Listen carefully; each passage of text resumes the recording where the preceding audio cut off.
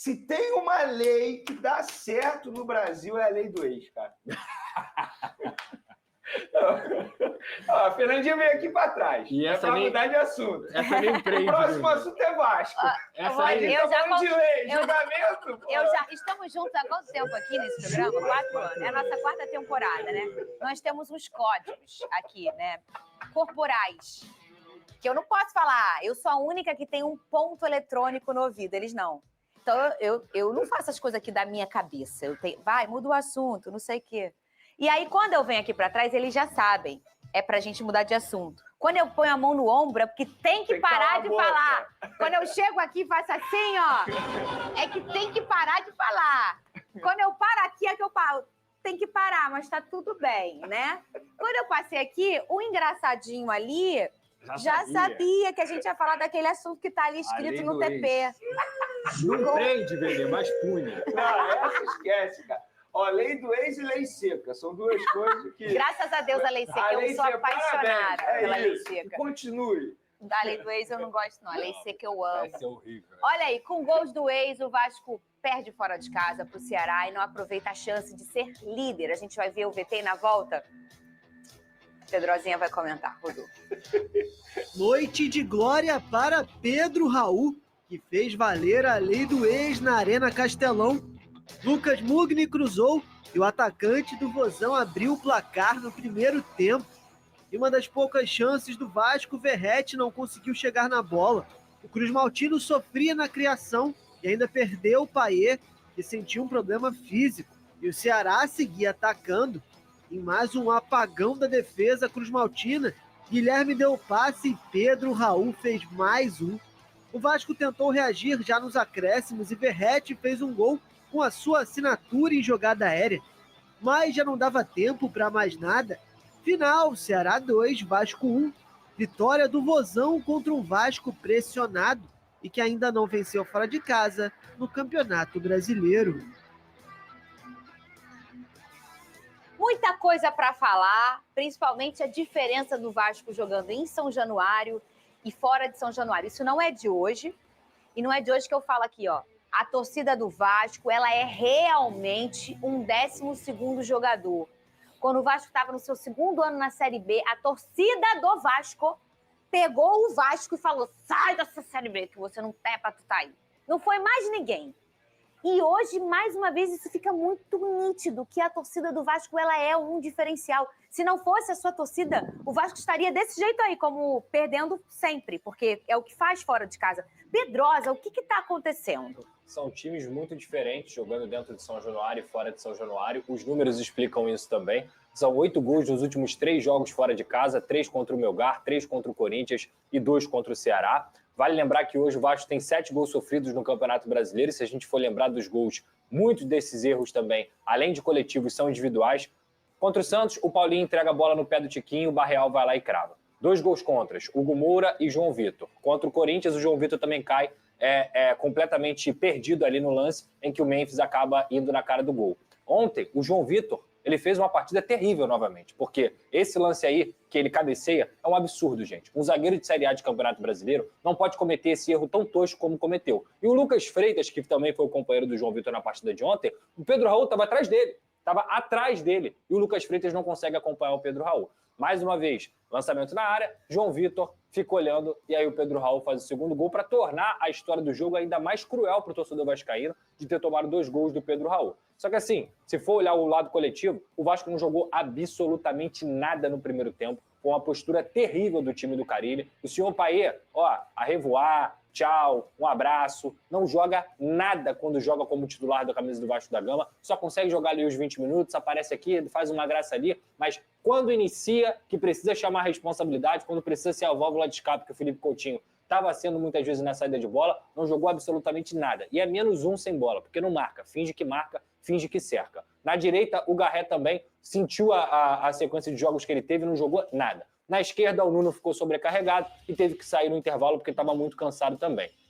No segundo tempo, o Vasco melhora. Estava 1-0 o Ceará já, o time melhora um pouco com as entradas do Ryan, do Jair, do Alex Teixeira e também do Adson. Se torna um time muito mais dinâmico do que estava sendo no primeiro tempo. E estava começando a parecer que ia empatar a partida. um lance do Ceará, e aí a gente viu novamente a falha defensiva, não só do sistema bagunçadíssimo do Fábio Carille. Se o Fábio Carille é técnico defensivo no Vasco da Gama, ele não se tornou mais nada disso. Ele parece até uma esponja. Você aperta, vai sair água, vai sair água. Essa é a sina do Vasco nessa temporada. E aí, logo depois, mesmo com o time jogando um pouco melhor no segundo tempo, o Verratti até cabeceia, ainda tem alguns minutos ali, o Vasco tenta criar algumas chances, mas muito mais na base do desespero do que na organização. Então, uma atuação terrível do Vasco, principalmente no primeiro tempo. No segundo tempo até melhora, mas que, novamente, o Vasco é prejudicado pela falta de ideias de jogo do seu treinador, pela forma que ele monta esse sistema defensivo e, principalmente, eu não vou ficar aqui culpando só treinador de futebol, só o Carille. Quem joga é jogador. Olha o lance do João Vitor no primeiro gol. Me desculpa, gente, o Carille não cabeceia a bola. Quem cabeceia é o João Vitor. O Carille não acompanha zagueiro.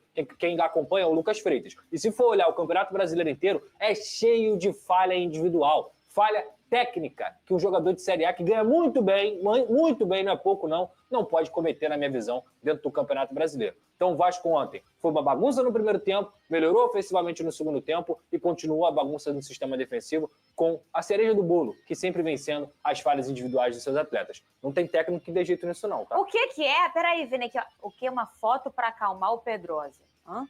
Ai, gente! Vocês são muito irritantes.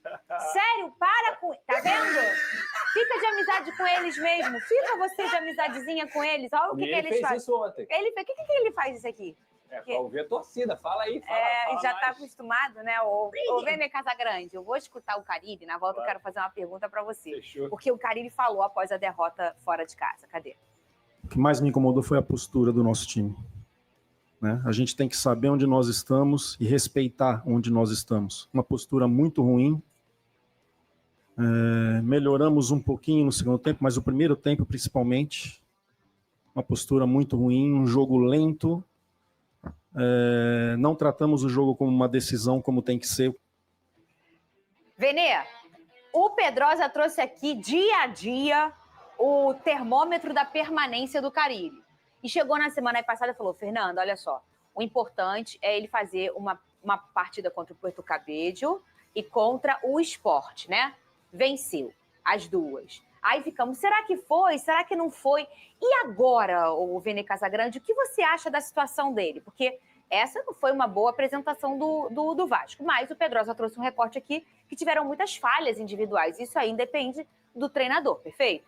Só que a sequência do Vasco é muito pesada, Vene. Eu queria que você me desse a sua opinião em relação a essa manutenção do Carille. Você acha que ela vai acontecer? Qual você acha o futuro do treinador? A minha opinião é a mesma. É opinião, né? É a minha opinião. Bem antes desses dois jogos aí. O Carille, ele tem prazo de validade do Vasco da Gama. Sério, Vene? Para mim, não vai demorar para ele ser demitido. E eu vou ser bem sincero. Olhando a sequência que o Vasco da Gama tem pela frente, o Paquito terminou o bom VT dele dizendo o Vasco continua tendo dificuldade no ano de São Januário. Você falou isso no seu discurso. O Pedrosa mencionou muito bem que o Vasco encontra dificuldade quando não joga em São Januário. E a próxima sequência do Vasco da Gama é Flamengo no Maracanã, Campo Neutro. Cruzeiro fora de casa e Palmeiras também fora de casa, embora seja mando do Vasco da Gama, mas o Vasco vendeu esse mando para Brasília. Então, o que me faz crer que o Vasco vai melhorar da água para o vinho? Porque a apresentação que o Vasco teve ontem contra o Ceará é extremamente preocupante. E o Carille, ele foi muito bem, porque ele criticou os jogadores. E a atuação dos jogadores foi horrível, horrível. O que o João Vitor fez ontem é assustador. Um zagueiro do nível dele, do custo que ele teve com o Vasco da Gama. E já tem idade, né? 26 anos. Mensalmente, né? Com certeza, o salário dele não é baixo, deve ser um dos maiores salários. Velho. Olha isso. E ele fez o que ele fez ontem.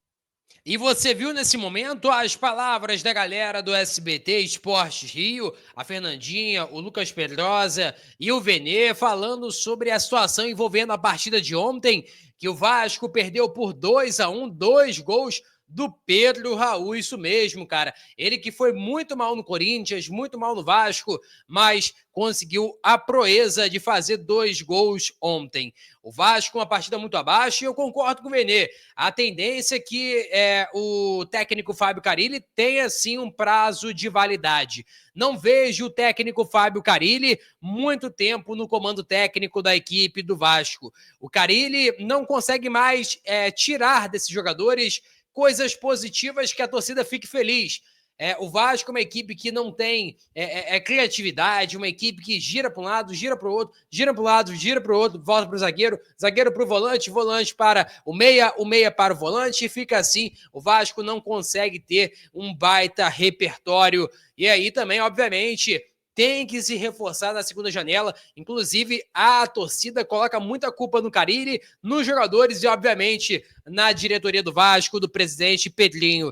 Você acha que é o principal culpado da situação que o Vasco está vivendo hoje? Quero saber a sua opinião. Peço a você que deixe o like, é muito importante para o nosso canal. Acione o sininho de notificação para não perder nenhum conteúdo. Nossa meta, olha, falta muito pouco para alcançar 60 mil, conto muito com a sua ajuda e também com a sua moral. Vou ficando por aqui, valeu, tamo junto e é nóis! Fui!